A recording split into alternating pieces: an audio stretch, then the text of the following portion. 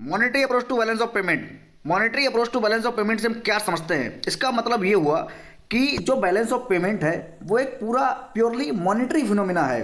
इसको जो एडवोकेट्स हैं, कहने का मतलब जो इकोनॉमिस्ट हुए जिन्होंने ये बताया कि ये मॉनेटरी अप्रोच क्या है, उनका कहना ये कि जो बैलेंस ऑफ पेमेंट है वो टोटली एक मॉनेटरी फिनोमेना, यानी पैसे का जो फ्लो है वही डिसाइड करता है कि भाई हमारा बैलेंस ऑफ पेमेंट इक्विलिब्रियम यानी साम्य में रहेगा या वो नहीं रहेगा या उससे हट जाएगा, है ना। तो अभी हम जो है कि आगे इसमें डिस्कस करते हैं कि ये क्या होता है। सबसे पहले तो इसकी डेफिनेशन की monetary approach tells that balance of payment is a purely monetary phenomena. उसके बाद देखिए अब यहाँ पर समझने वाली बात क्या है। देखिए आप ऐसे नहीं समझ पाएंगे।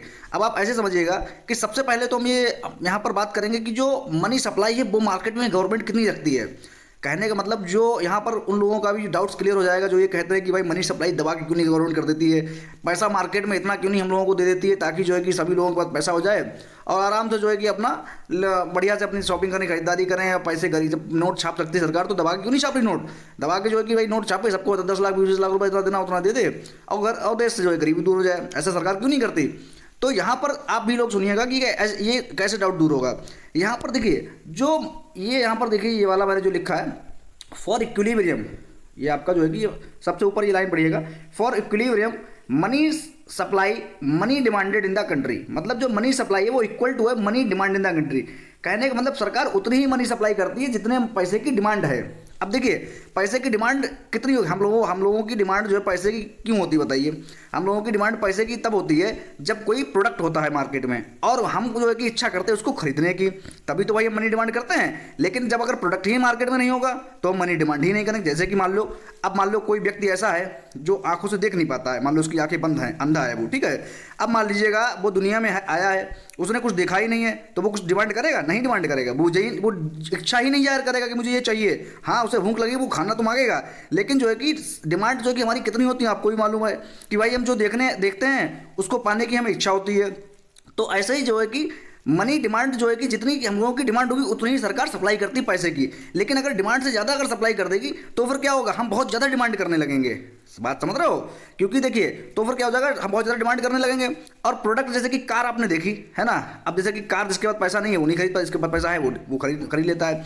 अब मान लीजिएगा कि सभी गवर्नमेंट ने क्या करा भाई, सबको 10 लाख मनी सप्लाई बढ़ा दी, सबके अकाउंट में 10 लाख रुपये गवर्नमेंट ने डाल दिया। अब क्या है कि भाई सबको कार चाहिए, मतलब जो है कि अगर हमारे देश की जनसंख्या मान लो कि 140 करोड़ है, 40 करोड़ मान लो कार है, 100 करोड़ के पास नहीं है, लेकिन भाई सबके पास 10 लाख रुपया आ जाएगा। भाई सबने डिमांड कर दी है, मान लो सबने नहीं की, मान लो 50 करोड़ तो कर दी, 50 करोड़ कारें कहाँ से आ जाएंगी भाई? तो 50 करोड़ तो कारें भाई इतनी जल्दी नहीं बन सकती हैं। तो फिर क्या होगा? कारें हैं कम, पैसा है बहुत ज़्यादा दबा के डिमांड हो रही है। मतलब जो है कि कार वही एक जो कार जो आज की डेट में 5 लाख की है, फिर वो बिकेगी कितने की कि भैया अब वही कार जो है 20 लाख की बिकने लगेगी। तो मतलब क्या होता है, इन्फ्लेशन बहुत ज़्यादा बढ़ जाएगा, इतना दबा के इन्फ्लेशन हो जाएगा कि महंगाई अपनी चरम सीमा में पहुंच जाएगी। जो चीज़ जो है कि जितने रुपए की है वो उतने रुपए की ना होकर के, क्योंकि आदमी उसी चीज़ का ज़्यादा पैसा देगा। क्यों देगा? उसका दो रीज़न है। एक तो पैसा ज़्यादा है ना, तो जो है कि भाई वो पैसा उसका उतना दाम लगाएगा क्योंकि चीज़ें लिमिटेड हैं, है ना, चीज़ें हैं लिमिटेड, प्रोडक्टिविटी उतनी ज़्यादा है नहीं, तो क्या होगा वो ज़्यादा पैसा लगाएगा। क्योंकि ज़्यादा पैसा इसलिए लगा क्योंकि दुकानदारी ज़्यादा पैसा मांगेगा, उसके बाद चीज़ इतनी है, डिमांड है बहुत ज़्यादा, तो इसलिए जो है कि वो ऑटोमेटिक चीज़ें महंगी हो जाएंगी, तो देश में हो जाएगा इन्फ्लेशन। तो इसीलिए जो है कि ये इक्विलिब्रियम में रखने के लिए मनी सप्लाई मार्केट या सिस्टम जो है कि वो इक्विलिब्रियम में, इक्विलिब्रियम मतलब साम में सब कुछ बराबर रहे, उस केस में क्या होता है, मनी सप्लाई सरकार उतना ही पैसा मार्केट में सप्लाई करती है जितना कि ज़रूरत होता है, जितने की हम लोग डिमांड करते हैं। अगर मान लो कि देखिए डिमांड करने का मतलब ये हुआ कि जितना प्रोडक्ट हमको दिख रहा है ना, उस प्रोडक्ट की हम जितनी डिमांड करें। जैसे मान लो अभी हमारे देश में मान लो कि फॉर एग्जांपल उदाहरण के तौर पे मान लो सारा कुछ जो भी है प्रोडक्ट वो 1 लाख रुपए का है। जैसे कि जो भी है मान लो सीमेंट, सरिया, या आप कहें कि जो भी आपके FMCG के प्रोडक्ट होंगे खाने पीने के, या आपके जो भी आपके गारमेंट्स वगैरह होगा, सारा कुछ देश में मान लो 1 लाख रुपए का है। और तो क्या करेगी गवर्नमेंट, 1 लाख रुपए की ही मनी सप्लाई छोड़ेगी, 1 लाख रुपए की ही मनी सप्लाई छोड़ेगी। क्यों? क्योंकि जो डिमांड है, डिमांड कितने की आप कर सकते हो भाई? जब 1 लाख का तो प्रोडक्ट ही है मार्केट में, तो आप 1 लाख उसी प्रोडक्ट की तो डिमांड करोगे। यहाँ पे मनी डिमांडेड का मतलब यही हुआ कि जो प्रोडक्ट है मार्केट में आप उसी की तो डिमांड करोगे, जो प्रोडक्ट नहीं है उसकी कैसे डिमांड कर दोगे? हवा की डिमांड करोगे क्या? नहीं कर सकते ना। तो यही चीज़ है कि तो सरकार जो अगर 1 लाख का प्रोडक्ट है देश में, पूरे देश में, तो उतना ही पैसा जो है कि मनी सप्लाई छोड़ेगी। अगर मान लो कि 2 लाख रुपया छोड़ दिया तो ऑटोमेटिक जो 1 लाख का प्रोडक्ट है उसकी कीमत 2 लाख रुपया आप लगा दोगे, पब्लिक उसकी कीमत 2 लाख लगा दोगे, पब्लिक के पास 2 लाख रुपया है। तो उसकी कीमत 2 लाख रुपए लग जाएगी। अगर सरकार ने वही जो कि 1 करोड़ रुपया मार्केट में छोड़ दिया तो उसी प्रोडक्ट जो 1 लाख का प्रोडक्ट है, बन रखा है सारा कुछ जो भी है आइटम मिला करके, उसकी कीमत 1 करोड़ रुपया लग जाएगी। पब्लिक लगा देगी क्योंकि पब्लिक का इतना पैसा है ना। तो ये चीज़ है। तो इसमें जो है कि भाई इसीलिए सब मनी सप्लाई जो है कि सरकार कितनी रखती है जितनी की मनी डिमांडेड है, यानी जितना का प्रोडक्ट है। अब देखिए क्या होता है आगे का, चलो आपको दिखाता हूँ मैं। यहाँ पर क्या है कि अब ये आप पढ़िएगा नीचे। अब जो हम मॉनेटरी सिस्टम की बात कर रहे थे ना कि जो है कि मॉनेटरी फिनोमिना है बैलेंस ऑफ पेमेंट, कैसे देखिए। अब क्या है कि अगर मान लो कि सपोज मनी सप्लाई ज़्यादा हो जाती है तभी तो महंगाई बढ़ती है। लोग कहते हैं महंगाई बहुत ज़्यादा हो गई, बहुत ज़्यादा महंगा, कोरोना के बाद महंगाई बहुत ज़्यादा। अरे भाई कोरोना के बाद महंगाई इसलिए ज़्यादा हो गई, पहली चीज़ तो ये कि वो जो है कि प्रोडक्ट जो मान लो कि मार्केट में जैसे मैंने आपको बताया 1 लाख रुपए तक का प्रोडक्ट मार्केट बन रखा है ना, और 1 लाख रुपया लोगों के पास। महंगाई इसलिए हो गई क्योंकि भाई प्रोडक्ट जो है कि वो बन नहीं पाए, फैक्ट्री इंडस्ट्रीज बंद रही, तो प्रोडक्ट की हो गई कीमत कम, पैसा लोगों के पास क्या था, सरकार मोदी जी ने 5,000 रुपये डाल के 5,000 रुपये डाल के पैसे की कमी नहीं होने दी, तो पैसा बढ़ गया, प्रोडक्ट घट गया, तो क्या हो गया, महंगाई बढ़ गई। आदमी जो है कि उससे ये चीज़ें हुई हैं, ऐसा हुआ। तो अब क्या है कि मान लो कि सपोज जब मनी सप्लाई बढ़ जाती है और इन्फ्लेशन बढ़ जाता है, मतलब अपनी महंगाई अपनी चरम सीमा पर जाती है, तब सरकार क्या करती, कैसे कंट्रोल होता है, उस महंगाई को कंट्रोल कैसे कराता है। तो देखिए क्या होता है, अब एक साथ ऐसा तो नहीं कि प्रोडक्टिविटी बढ़ा देगी सरकार कि जितना जो है कि मान लो कि सपोज मान लो कि 1 लाख रुपए का प्रोडक्ट है पूरे देश में और लोगों के पास आ गया 1.5 लाख रुपया, तो क्या है वो इस 1 लाख की प्रोडक्ट की कीमत वो 1.5 लाख रुपये लगा रहे हैं, मतलब महंगाई बढ़ रखी है। तो सरकार क्या करती है कि 50,000 मतलब जितना मनी सप्लाई जितनी बढ़ रखी है, मनी डिमांड है कितनी 1 लाख की, मनी सप्लाई 1.5 लाख, तो जितनी मनी सप्लाई बढ़ रखी है उतने भर का जो है फॉरेन एक्सचेंज रिजर्व बढ़ा लेती है अपने पास, उतने भर का फॉरेन एक्सचेंज रिजर्व जो है वो अपने पास बढ़ा लेती है। इसीलिए मैंने यहाँ पर देखिए यहाँ पर दे रखा है, देखिए यहाँ पर आप देखिएगा कि उतना जो है कि यहाँ पर ये मैंने देखिए ये वाला फॉर्मूला ये दे रखा है यहाँ पर, ये वाला देखिए यहाँ पर ये डेल आर इक्वल टू यानी चेंज इन आर मतलब रिजर्व, तो अब इतना चेंज कर लेती है, इतना जो है कि फॉरेन एक्सचेंज रिजर्व में वो चेंज ले आती है, मतलब इतना बढ़ा ली, कितना बढ़ा लेती है, मनी सप्लाई जो कि मैंने बताई थी 1.5 लाख रुपये मार्केट में रखी है ना, और माइनस मनी डिमांड कितनी है, एक, क्योंकि प्रोडक्ट तो 1 लाख का है पूरे देश में, तो यानी 50,000 रुपये ज़्यादा लोगों के पास, और वही 50,000 रुपये का इन्फ्लेशन कर रहा है, क्योंकि वही उसी 1 लाख प्रोडक्ट की कीमत जो है कि पब्लिक लगा रही 1.5 लाख, यानी 50,000 रुपये, तो 50,000 रुपये जो ज़्यादा हो गया फ्लो, उतने का क्या करती सरकार, क्या करती अपने जो है कि फॉरेन एक्सचेंज रिजर्व बढ़ा लेती है उतने भर का। अब क्या करती है, अब जो है कि अब ये ऐसा क्यों बढ़ाती है सरकार, जो है कि फॉरेन एक्सचेंज रिजर्व क्यों बढ़ाती है अपने कोटे में, उसका कारण है क्योंकि मान लो सरकार ने रिजर्व नहीं बढ़ाया, अब सरकार के पास दिमाग आया कि अभी महंगाई कैसे कम करी जाए। भाई महंगाई तभी कम होगी जब लोगों की जेब से जो है पैसा जो है कि कम होगा, लोगों की जेब में पैसा कम होगा।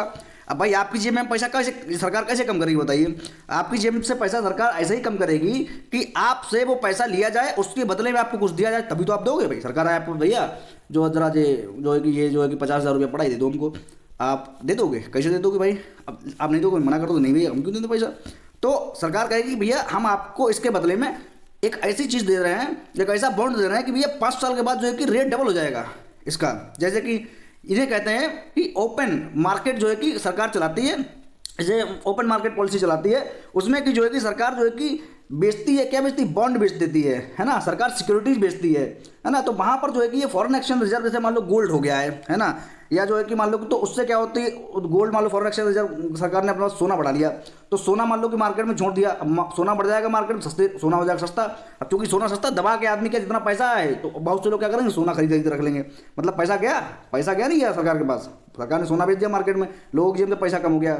दूसरा तरीका क्या है कि सरकार जो है कि क्या करेगी कि बता देगी कि भैया आरबीआई से कहेगी कि एक काम करो, जो है कि आप हमें मुझे पैसा दो, आरबीआई कहेगी क्यों, कहेगी कि पब्लिक से इकट्ठा करके दो मुझे पैसा, तो आरबीआई कहेगी भाई पब्लिक से इकट्ठा करके मान लो इकट्ठा कर लेंगे, पब्लिक को हम क्या दिखाएंगे, तो सरकार कहती है कि भैया आप जो मुझसे ये ले जाओ, क्या ले जाओ, बॉन्ड, मुझसे सिक्योरिटी एक पन्ना देती है कि भैया ये है गारंटी कि मान लो कि ये 50,000 रुपये का पन्ना है, ये दिखा के जो है कि आप पब्लिक से पैसा खींच लो, तो वो आरबीआई क्या करती है, वो पेपर देती है मार्केट में चला देती है, ओपन मार्केट ऑपरेशन चला देती है ना, जहाँ पर सिक्योरिटीज बिक रही होती हैं। तो जिन लोगों के पास पैसा है एक्स्ट्रा, वो लोग जा करके वहाँ से क्या करते हैं, पैसा दे करके वो पन्ना रख लेते हैं अपने पास है। वो पन्ने का लालच ये होता है कि भाई उस पन्ने की टर्म कंडीशन होती है कि भाई आपको इतना परसेंट इस पर इंटरेस्ट मिलेगा और जो है कि 5 साल में आपका पैसा 1.5 गुना 2 गुना हो जाएगा।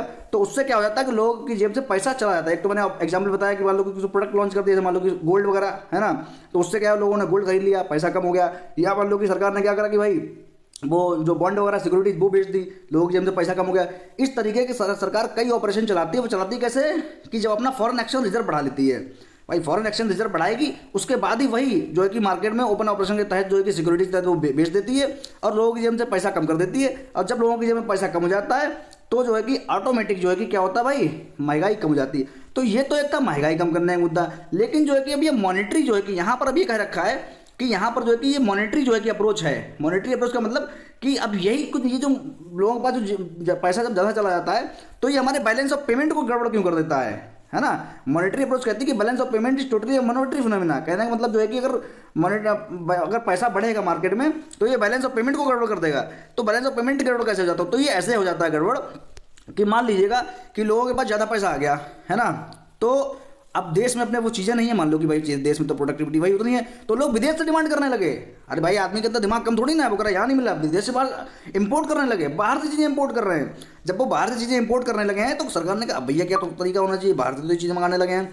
तब सरकार फिर वही चीज़ करती है। सरकार क्या करती है, फिर से फॉरेन एक्सचेंज रिजर्व मंगा करके फिर से उनकी जेब से ही पैसा कम करने लगती है। तो इम्पोर्ट, तो उस वाले केस में जब वो इम्पोर्ट ज़्यादा करने लगते हैं तो हमारा एक्सपोर्ट मान लो कि 100 रुपये का था, इंपोर्ट भी 100 बराबर इक्विलिब्रियम में चल रहा था, लेकिन इंपोर्ट बढ़ गया, इंपोर्ट हो गया 150 रुपये का। मतलब जो है कि वहाँ पर बैलेंस ऑफ पेमेंट हमारा क्या हुआ, गड़बड़ा गया, वो चला गया डिफिसिट में। तो कितना डिफिसिट में चला गया कि 50 रुपये डिफिसिट में चला गया। सपोज फिर से उदाहरण ले लो कि 1 लाख का मान लो एक्सपोर्ट था, 1 लाख का इंपोर्ट था, एक टाइम पे सब कुछ बराबर बढ़िया चल रहा था। लेकिन जो है कि मान लो कि 1 लाख के थे 50,000, मतलब जो है कि 1.5 लाख का इंपोर्ट करने लगे लोग है ना। जब 1.5 लाख का इंपोर्ट हो गया तो जो 50,000 रुपये ज़्यादा इंपोर्ट हो रहे उतने की ही जो है गवर्नमेंट क्या बढ़ा लेगी अपने पास, रिजर्व बढ़ा लेगी। और वो रिजर्व जो है कि मार्केट में उतार देगी कि भैया हमसे ये सस्ते रेट पे ये खरीदो। तो आदमी को लगेगा बेनिफिट मेरा इसमें है, तो वही व्यक्ति जो सरकार को पैसा दे देगा वो खरीद लेगा। तो इसीलिए यहाँ पर जो फॉर्मूला सबसे बाद में निकल आता है वो ये आता है कि वो आपका जो है कि change in reserve equal to change in money supply equal minus change in money demanded, है ना। तो यानी कहने मतलब मनी सप्लाई कितनी थी, जो है कि मान लो कि एक टाइम पे जो आपकी थी 1 लाख रुपए की और मनी डिमांड होगी 1.5 लाख की, तो जो जितना जो है कि आपका निकल गया 50,000 रुपया, उतना ही जो है कि सरकार यहाँ पे क्या करेगी, ये आपका बढ़ा करके और मार्केट में उतार देगी। तो यही चीज़ें हैं। तो इसमें जो है कि हम आगे जो है कि अब देखिए इक्विलिब्रियम कब होगा, जब money supply will equal to money demanded. तो बाकी आगे का जो हम चैप्टर पूरा कवर करेंगे उसमें हम आगे ये पढ़ेंगे कि भाई इसमें जो है कि हमारा जो है कि ऑटोमेटिक एडजस्टमेंट कैसे होता है बैलेंस ऑफ पेमेंट में। यानी जो बैलेंस ऑफ पेमेंट है वो कभी कभी क्या होता है गड़बड़ हो जाता है, लेकिन वो क्लासिकल इकोनॉमिस्ट का कहना है कि वो ऑटोमेटिक सही हो जाता है, उसमें किसी को हस्तक्षेप नहीं करने की जरूरत है, वो ऑटोमेटिक जो है कि अपने आप सही हो जाएगा। दूसरा जगह है कि फिक्स एक्सचेंज रेट से हम उसको कैसे एडजस्ट करते हैं, फ्लेक्सिबल एक्सचेंज रेट से कैसे उसको एडजस्ट करते हैं, इफेक्टिव ऑफ मॉनेटरी एक्सपेंशन, है ना, एक्सचेंज रेट ओवरसेटिंग जो आपका जो है कि डॉर्नवुड्स का मॉडल है वो हम आगे डिस्कस करेंगे। तो तब तक के लिए थैंक यू, अपना ध्यान रखिए, धन्यवाद।